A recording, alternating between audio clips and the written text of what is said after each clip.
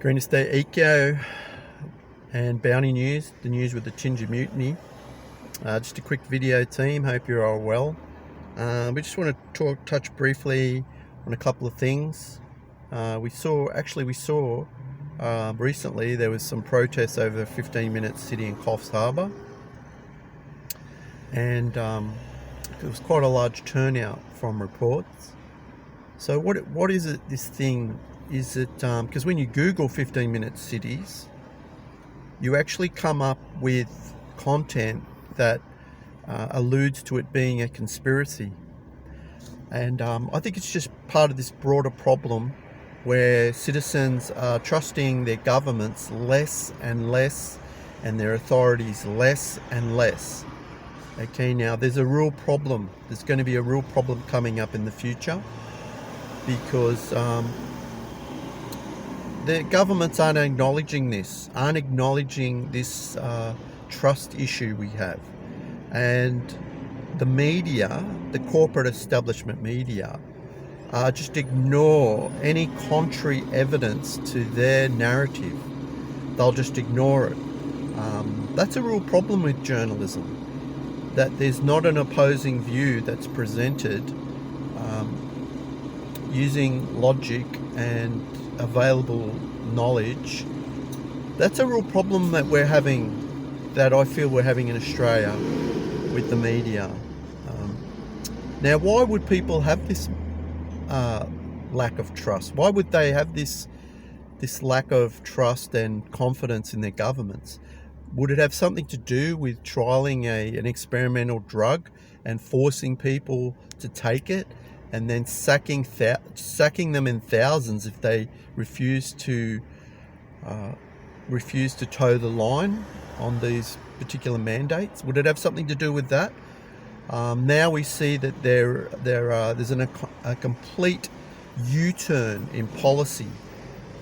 Maybe it has something to do with that. So there's a problem with governments now, that they're not acknowledging this massive trust issue that we're having.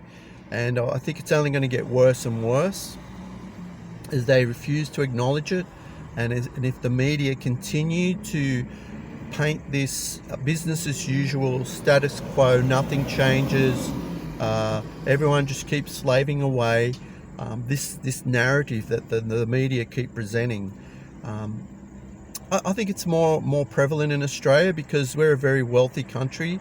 We hold a lot of natural resources, and I don't know about you, but I feel personally that we don't get a fair share of our own resources.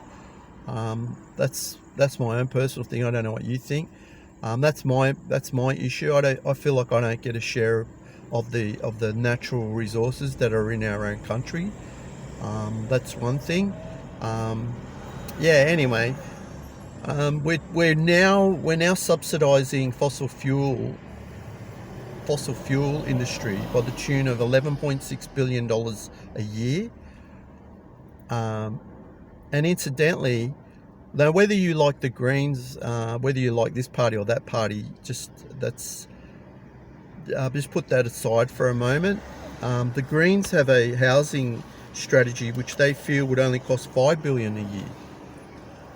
Yet we're subsidizing fossil fuels to the tune of double that. Regardless how you feel about climate change, just put that aside also for a second.